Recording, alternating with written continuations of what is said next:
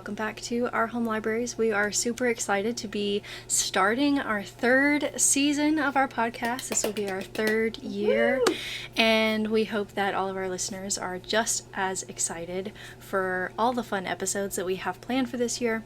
For today's episode, we are going to be reading a book that was probably, I think Kayla will agree, one of our most anticipated releases of 2023, Iron Flame by Rebecca Yarros.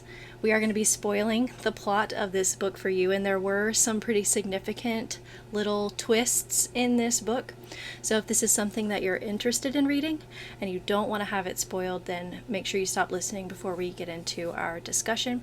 Do come back and give this a listen once you have read the book, and head over to some of our other social media. We've got Instagram, Facebook, and YouTube if you want to check out some additional content. All of those are Our Home Libraries, plural, because we're two people. Yeah, definitely. I think across like the book universe, one of the most highly anticipated releases. Oh, definitely. Everyone was really amped up about it. Yeah. And we had some excitement like getting our copies, which I know other people felt that way too. I was able to get mine like a few days early, which I felt Oh my god, really... I'm so jealous. I almost felt like I was like in some like... You were hacking the system or something. Yeah, like I totally hacked the system.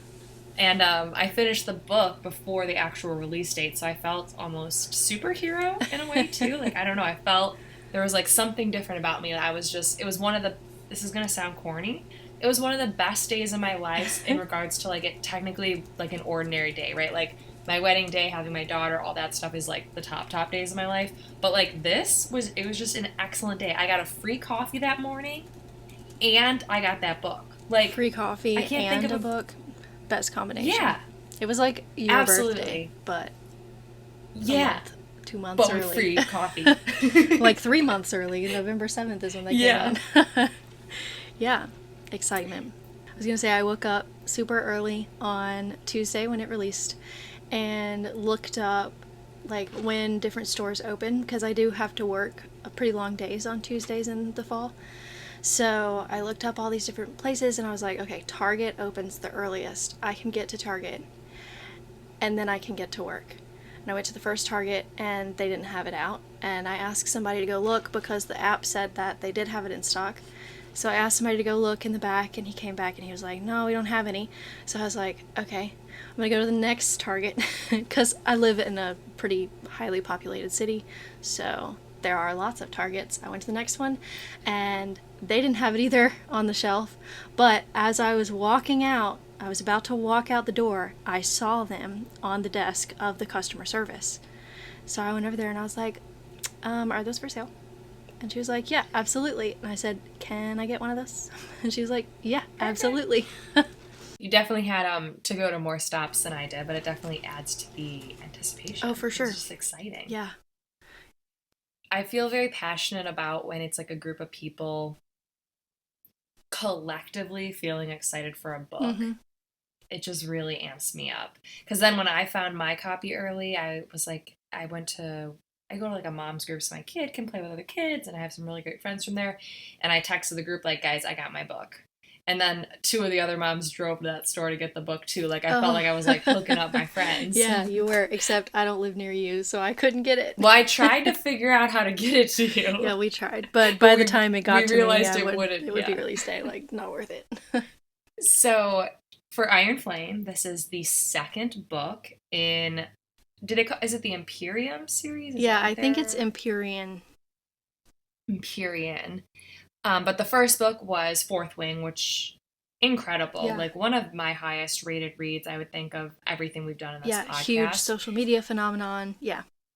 Mm-hmm. Massive. And this is the second book in that series, which we're anticipating to be a 5-book series. But it follows our main character, Violet Sorrengail, who has really like defied all expectations during her first year at the Riders Quadrant of Basgiath War College. No one really thought she was even going to make it. They were trying to get her to move on to like the Scribe Quadrant, but she made it and made it successfully with 2 dragons. Mm-hmm. But this second year, you know, you're not out of the woods yet. This war college is... It's a 3-year pretty thing. horrific. Yeah. There's, and multiple deaths no matter, you know, what year you're in. So it's grueling, it is unforgiving, and there is a new vice commandant, Oh, this Burton asshole. Varish, yeah, who you can tell from the second we meet him that he is out to get Violet as Mm-hmm. well. But Violet's not one to back down from a challenge. She starts to delve more into the mysteries here at Balthgaius, uncovers more secrets that are threatening, like the very foundation of the world they live in, battling with who she can trust, including her friends. Mm-hmm. And yeah, she is in for a ride. For sure. This really was a roller coaster, this book. For sure. It is. But for reviews, I actually gave it 3 out of 5 Griffins. I was a little I did too. disappointed after the first book. It's action packed, super action packed, while also being kind of slow on pacing, especially in the beginning. So I don't really know Yes. how those two things go together. I mean, they feel like two ends of a spectrum. There are a lot of details. There's a lot more world building, which I like. We continue to see this world that we were introduced to in Fourth Wing. But where I'm really disappointed is the relationship between Violet and Xaden. Like, I like them together, don't get me wrong. But every time they got into an argument, it was the same argument with the same resolution, usually of a sexual nature. Like, let's make a relationship that's a little bit more multidimensional. Let's not argue about the same things every chapter. That is 100% my point as well. I don't mind that they had this argument. I don't think that it needed to be carried out this long and kept happening. Mm-hmm. It just felt like Violet was super immature. Yes. And didn't want to accept the Yes. fact that there's war going on. That is what is happening in this world. Mm-hmm. And Xaden is in a precarious situation where he has to keep certain information secret Absolutely. to protect other people and to protect Violet. And she somehow acts as though she's supposed to know everything Yeah. he knows. And that's just not realistic. Yeah, he's literally like a leader of this revolution, and she expects him to tell her everything when she's going through Right. the second year, and he knows what the second year involves. And like she could end up Yeah. divulging that information to someone who is not going to keep it a secret, you know? Absolutely. I did And not like that. I think that they did. I think they did need to have a fight about it a little bit, just because there was the information at the end of Fourth Wing. So if anyone that's here, they should have already probably read Fourth Wing. That Xaden knew that Violet's brother was still alive. Yeah. I could understand having some issues with that, needing to work through that. That's a big secret to keep. I totally think that they needed to have like a big conversation about that. Yeah. And then you need to move on. The Mhm. rest of the stuff like does not pertain to Violet. Yeah. It's bigger than her. You have to understand And that there are going to be missions happening that he's not there to tell you about. You're going to find out after the fact because he like physically he's in another place. Like he just can't tell you these things, right? They don't have cell phones in this world. So yeah. it was just a little ridiculous and a little overdone, this same argument. The book could have been shorter. Yeah. And removed some of that. Or my other thought that I have had is that I don't know that it needs to be 5 books. I feel like some of the plot points in this book, like, it could have done without it. So, like, does it need to be a 5-book series? Could it have been a trilogy? We don't know where it's going to go, so I'll be super curious. I'm going to read them all. Yeah. I am interested. But like, just the bombshell 100%. that was dropped at the end of this book. It's like, okay, Rebecca, where are you going with this? Where is this going to be 3 books from now? I mean, because that was huge. Makes super uneasy. Yeah. Huge bombshell. I did like the 3 siblings being back together. So I thought that was a really nice addition in this book. Yeah. And I like that we see Mom get involved a little bit as well, you know, towards the end, like recognizing I'm all about, like, family dynamics. Recognizing that the structure she has been working within is not necessarily for the greater good, you know.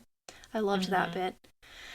But we can kind of get into our discussion. And this year, and if you already have found our Etsy shop, you'll see that we have already published some book club kits for the Throne of Glass series.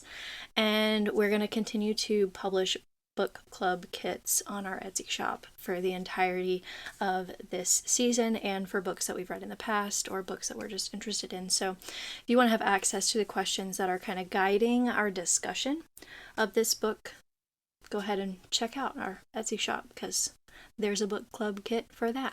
Yeah, it's been fun making them. Carrie's really spearheaded it and done a really beautiful job crafting them. I do want to point out it was Kayla's idea. Enjoy them. Yeah, I just ran We're with a it. good team. I was like, oh, book club kit, okay, and then I made like 12. And they look amazing. Carrie really has an eye for design, and she's also been playing around with some of the images we have gotten from other artists, so we give credit where we get them from, but Carrie's been playing around with creating some like renderings of characters that we've read about, and you've been doing a really nice job with it. It's using really cool to see. AI. I just kind of type in the descriptions of the characters and it spits out options. People, there's a misconception of it, but AI or machine learning, it's only as good as what we prompt it with. So just wanted to give you some props there. So we hope everyone goes and checks those out. But I already kind of touched about it. Violet undergoes, again, like personal growth. We saw it a bunch in book 1. We see it more here. Like, what do we think of this? What are the factors contributing to this? Is it all personal growth? Because I kind of already said that I think some of it she is lacking. Yeah. Like, she needs more growth. Yeah. I think we do see like a significant change in her in terms of her relationship to people who are above her in the chain of command. In the first book, she's pretty respectful of authority, but now she kind of knows what's going on beyond the border, and she's starting to question the motives and the actions of the people who are in power, and that includes her mother, because her mother is like a general. So I think that's the big thing that I noticed in this book. That's absolutely a huge shift. Anytime they get information in like their briefs, she questions everything, as she should. And then I think also too, we really do start to see her lean into her powers more. I think in book 1 she was just starting to like develop her signet. I think she still has a long way to go, but I think becoming a little bit more sure about how to manifest her powers, that was an interesting especially growth for her. Towards the second half of the book, we see her kind of start to get a better grip on that. She gets a new teacher to kind of help which her I think figure she that definitely out. needed. Yeah, I don't think that her previous teacher was really helping her in the way that she could understand where her power was coming from. And I think that this new teacher is helping to explain her power in a way that she does understand and that she can then apply in terms of manifesting it. We also see in this book themes of course, power, because there's this whole power structure and there's lots of power dynamics, and we definitely get a little theme of oppression, especially with the Vice Commandant, Varish. He's horrible. Terrible. And character. So is his dragon. Well written. Solus. Terrible character. Yeah, well, I mean, if you have any strong feelings about a particular character, you know that they're well written, right? Because if you feel ambivalent about a character, then it's like, meh. You know? But if you strongly hate them, like Dane, or like Varish, or like Tamlin, then you know that they're well-written characters, you know? Yeah. But he and his dragon, they're both a little unhinged. They, to the point of going against standard protocol and going against the usual rules. But I really think that's more of a personal vendetta that he has against Xaden. And because Xaden and Violet are emotionally close, we could argue, I guess. If we take out the arguing, he's kind of taking it out on Violet, which... And inadvertently on the dragons. He is making it very uncomfortable, to say the least, for Taryn and Sigale, because they physically cannot be apart for very long. And this Commandant is making it so that it's like pushing that limit. If he can come up with an opportunity to try to screw them all over, he does. And it really doesn't sit right with me, because I feel like everything we learned in the first book is that humans really have no say over the affair of dragons. Yeah. And then you see this guy thinking that he Is in charge. can. And he can. Yeah. And like he can to some extent, but it's like you really don't have respect for these dragons. And like Sigale and Taryn are forces. Both very powerful. I wouldn't. Right. Like you should respect that. I don't know if I sent you this reel because Kayla and I, mainly me, I've been sending her like fan theories about the Fourth Wing and where this series is going.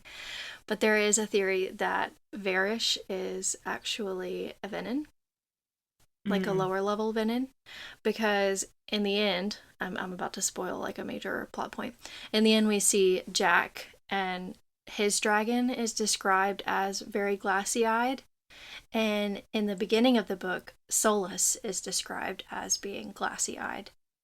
So there's a theory that Varys has maybe twisted that bond the way that Jack did with Bade.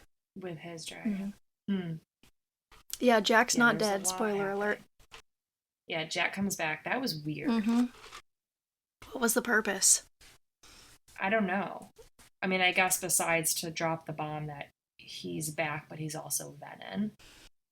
I don't know. I don't really. I mean, literally any character could have turned Venin and done what he did at the end. I don't know why they brought him. Why back. Jack specifically? Yeah.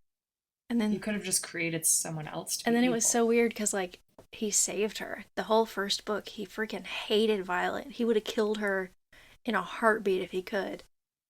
And then this book, he decides to save her, which like we get this anonymous like someone who is in charge of all the Venin.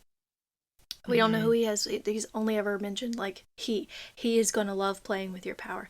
He is going to want to see you. Whatever, right?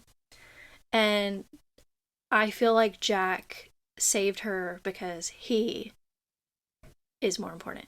Like he wants Violet. So if Violet dies, then Jack's going to be in trouble.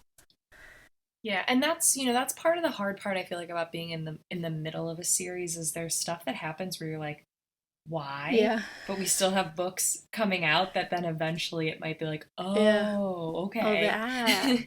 I see. Yeah, so we'll see. On top of the power and oppression, we, on the other end of the spectrum, get some loyalty and some friendship. And I think what's really nice about the friendships in this book is that they are pretty unwavering. And I'm sure that stems from the fact that they're all experiencing this really crazy, like, initiation, basically, to become dragon riders. And then you add in the revolution and Violet bringing everybody together to fight. And they're fighting with the Griffin Riders against the Venin. I feel like these kind of traumatic shared experiences would create pretty unbreakable bonds that really allow them to rely on one another. So. Yeah. And I feel like, so I always really enjoy just looking at the plethora of books that we've written when there's really like beautifully like described and cultivated friendships. And in this book, we really see that with Violet, Rhiannon, Sawyer, and Roderick. And then we see it on the flip side for like Xaden, Bodhi, Garrett, R.I.P. Liam, like still miss Liam. Tears. And we don't quite see it as much because we don't get stuff from Xaden's perspective, but you know that those are solid friendships and you get like little like glimpses of it, like the funny moment when Violet got to Xaden and she was in Bodhi's flight leathers and he was like, whose jacket are you on? He was even like a little like just these cute moments. But I like these friend groups. And I think it really adds to the story. Yeah. Bodhi and Xaden even call each other brothers because they kind of grew up together after their parents were executed. Absolutely. So I will say though, I did have an issue with, again, I've had some issues with Violet in this book, which it's totally fine. I think it's great when the author makes you like question or even dislike the protagonist a little bit at times. And I really disliked Violet's decision to not loop in her three best friends that I just was talking about on this information. Yeah. Like I don't know, because I also see that as like Xaden kind of told her not to, that it could kind of bring danger to them if they did know. I know, and I get it initially, but I feel like as you see things happening, it just becomes apparent that they need to know. Yeah. They are in danger regardless of what, like, Definitely. if you tell them or not, they're still in danger. So I understand her questioning if she should, when was the right time, but I felt like it should have been sooner than when she did.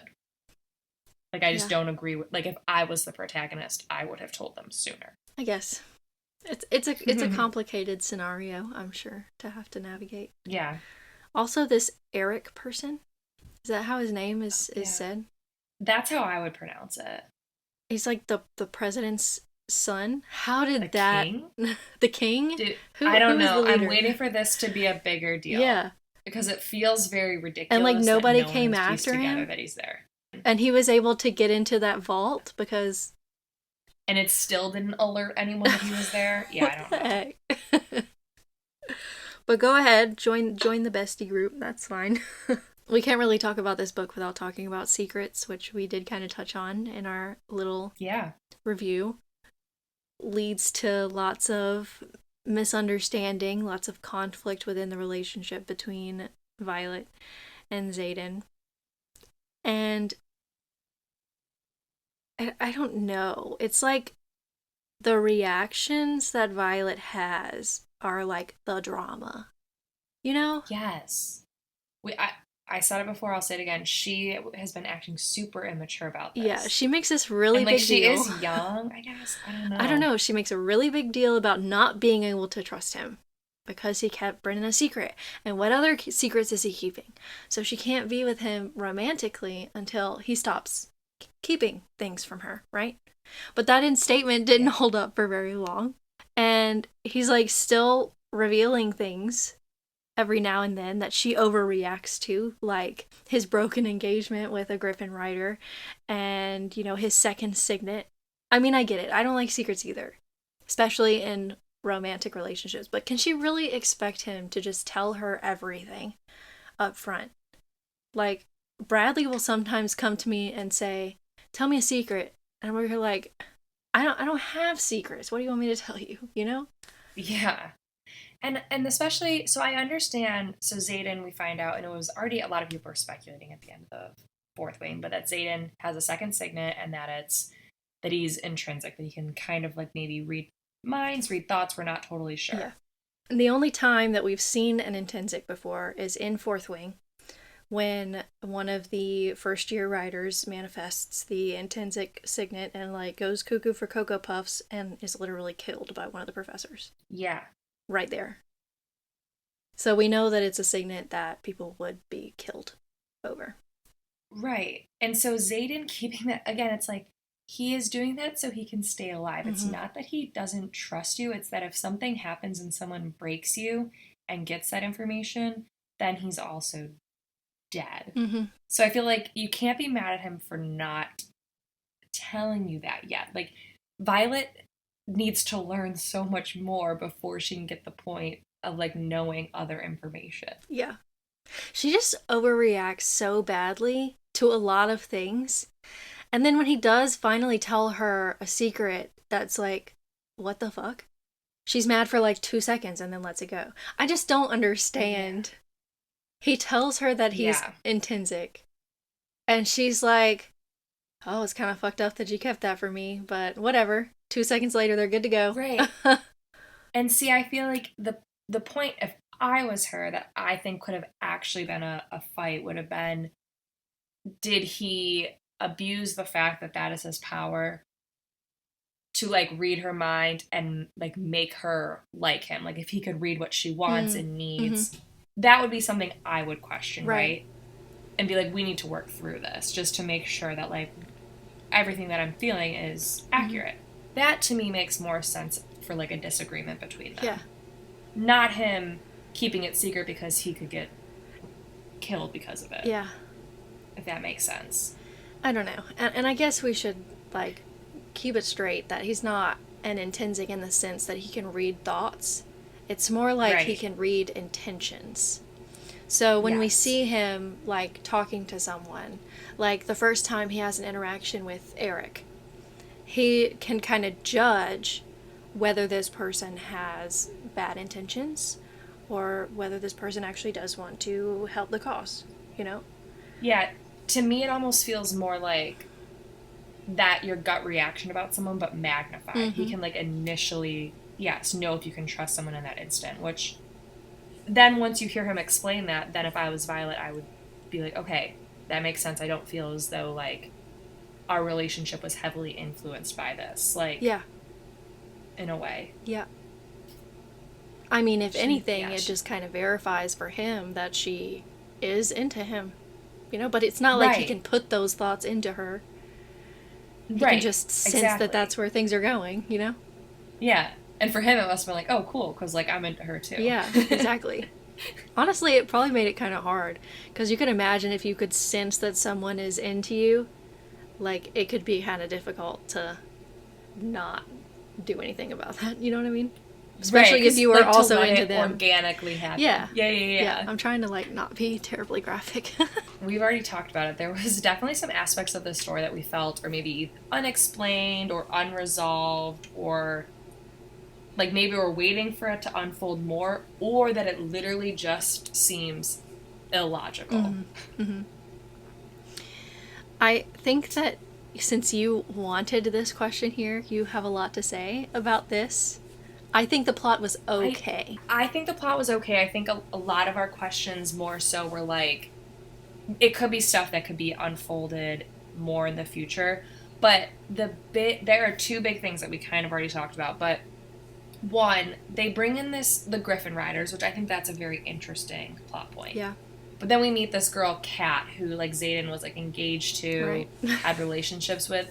The timeline of it doesn't make any sense to me. Like the engagement I get because that could have been like, just like royal families because they were kind of like the heads of their household. Like that makes sense. I get it. That can happen when people are young. But like them like being like involved together, it just doesn't quite make sense to me. The Yeah, they timeline had of it to have all, been kids, like literal right? children.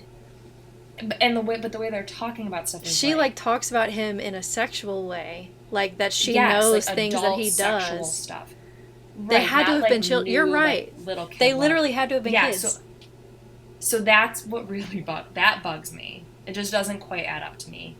And then the other thing that we already talked about is the king's son is like still not found out. It makes zero sense. Like Yeah, he's just at this war college and no one has any idea. yeah. And there are like high ranking people that are working there. You're telling me they don't know what he looks like? That's a great question.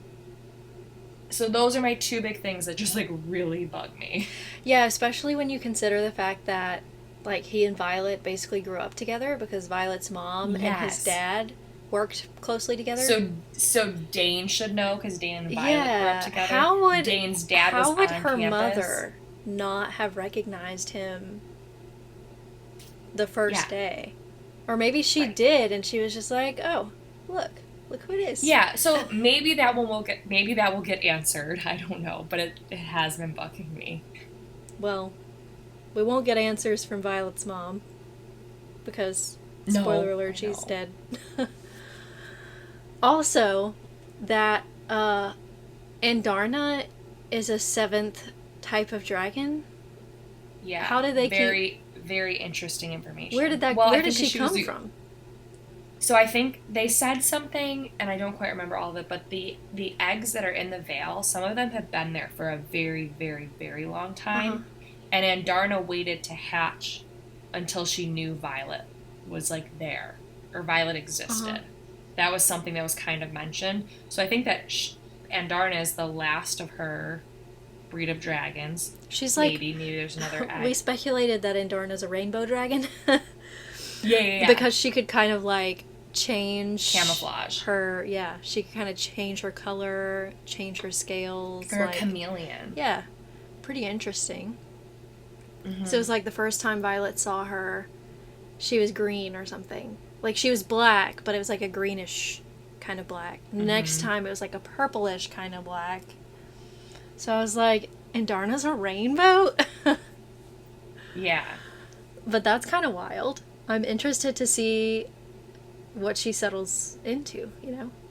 Like Same. as she gets And if older. there ends up being another dragon like her, I mean, you could imagine that if whatever her species is or whatever her color is means that she can camouflage, then there could be others like her that are camouflaging as these colors because it's safer. Yeah, I'm also super bummed though. So because she did not have like a successful sleepless, no, dreamless sleep, whatever they call it, Mm-hmm. her like wings didn't develop how they should have. Mm-hmm. So she's having issues like extending fully. They don't think that she'll ever be able to like hold a rider. I think that this is going to be a really big issue for Andarna. Yeah, I do too. Like I don't picture that going well. We have Violet who also has physical limitations, Mm-hmm. and she always seems like more positive or like just figures out a way to overcome it, and I don't think that that's how Andarna is going to feel about this. So I'm I worried about agree that. that Andarna is probably going to be very negatively impacted by that, even though she doesn't know that they have these thoughts yet. But I do think that because her journey is kind of mirroring Violet's, and she specifically chose Yeah. Violet because of her limitations, and I think that they're going to be able to figure out a way to get around that in a sense. Like Violet is Yeah, able and to that's what I was bind all of her hopeful joints to help make her joints stronger. Like maybe there is a solution for to help Andarna. Andarna bear a rider in the Yeah, future. and I agree. I really like the parallels. I think it's really cool how Rebecca Yarros is writing it, but I do feel bummed out for Andarna. Yeah, It makes me bummed. sad. Kind of like how Toothless had that little Yeah, extra flap that they added that was like cloth on his tail. right. Yes. Oh, those are such good They movies. are. How to Train Your Dragon. Go watch them. Well, how did you feel about the end? We haven't really said in detail what the end Okay, is. so the ending is like the most upsetting thing I've ever read. I like just recently got to the point where I'm like kind of accepting it. But so spoiler, this is the big spoiler. Yeah, This is the for end. sure, big So spoiler. Rebecca Yarros loves to do the last like few pages. You get this huge cliffhanger, nuclear bomb explodes. And in this Yeah. case, it's that Xaden took power from the Earth, so he had no business doing this, and is now Venom. Mm-hmm. It's kind of described like an addiction because we do Yeah. get, like we did in Fourth Wing, we get one chapter at the end from Xaden's point of view. And he goes to visit Jack. Jack is being held, and he's like, I know that there's a way to fix this. Like, I know there's a cure. What? Just tell me what I need to do to not have this anymore. And then Jack kind of describes it like an addiction, basically. Like once you start, you Yeah. can't. You have to keep feeding it. Stop. Yeah. So I'm really upset. Yeah, Really, really upset. I knew there was going to be a cliffhanger, just Of because course. Rebecca, because of But I Fourth was Wing. like legit, like I was I was distraught. shocked. I remember I was sitting at the dining room table reading as I'm eating my dinner, and I gasped. Bradley was like, "Are you okay?" And I was like, "I don't think so." And No. I turned the page, and I literally just sat there and I stared at the wall for a good 5 minutes. And Bradley was very concerned. Yeah. I said to my husband, I was like, I am so upset right now, and I feel like I'm the only person in the world right now that has this book because I got it so early, and none of Now my you can't friends know tell what you is can't tell happening. Carrie how upset you are. I couldn't even like text you. I was like, Yeah. I can't even say a word to her. I think I texted you like, oh my gosh, You could and tell just that left you it at were that. upset. For Yeah. sure. But But definitely upset. I do think that this leaves the plot in a really good place for future installments Yeah. because I'm sure Violet and Xaden, they're going to try to focus on finding a way to reverse whatever changes will turn him into a Venin. But Kayla and I have kind of talked about this, just us. We both kind of predicted that the anonymous he that we've mentioned, um, we think that that's going to be Violet's father. Though I will say, Yeah. since we've speculated that, Rebecca has come out and been like, no, Violet's father's dead. So We'll find out, maybe I somebody guess. we know, though. Yeah. Is this he? Yeah. I mean, but they did already think Brennan was dead, and he wasn't, so I don't think it would be much of Yeah, a we'll just see what stretch for her happens. father to be still alive, but a Venin. I definitely think like the second or the last third of this book really like amps it up and gets you excited for the next Mm-hmm. book. Mm-hmm. Like a very solid ending to this book. My issue and the things that I'm worried about is that at the top of every chapter, there's like a quote or a passage, maybe from a book Yeah. or from correspondence. And some of them say like from recovered correspondence from Xaden or from Violet Sorrengail or whoever it is. And I really think that we're going to end up with a really unhappy ending in this series. I'm actually very fearful of it. And Rebecca Yarros has like been on interviews and said like that not everyone is her in regards to Sarah J. Maas, because Sarah J. Maas like tends to have a somewhat happy ending or some way that it's resolved. Like Sarah J. Maas, Sarah J. Maas definitely like hits you in ways that it hurts in her books. Like not everyone is safe by any means, but usually there's some like really good resolution at the end. And Rebecca Yarros like kind of was like snippy about it. I don't know if she's been like sick of getting like compared. Maybe. But she's like, not everyone is her in regards to how her books were going to end. So I'm very fearful that it's going to be. Yeah, it has been sad. said that Rebecca does not write happy endings. So. Yeah, so I think we need to mentally prepare ourselves. But speaking of Sarah J. Maas, next time we're going to be reading our very first Maas book of the year.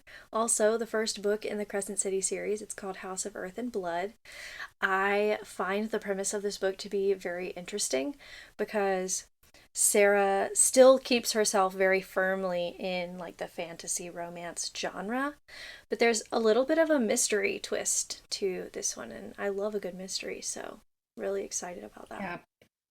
Plus, I feel like this is an interesting take on fantasy/romance because it's in like an urban setting. Like it feels very like it's very technologically very modern city. Like advanced. Yeah. Yes, in regards to some of the other ones we read, it feels very much more like almost like medieval times, like with horses or the weapons, like things like that. So it's just an interesting version, and I think it'll be a good read. I do too. So, if you enjoyed our conversation today, be sure to listen to some of our previous episodes. Head over to our Instagram. Let us know if there's anything you'd like to read or discuss in the future. Give us a like. We'd really appreciate it. And just thank you so much for listening, guys. We'll talk to you next time. Bye. Bye.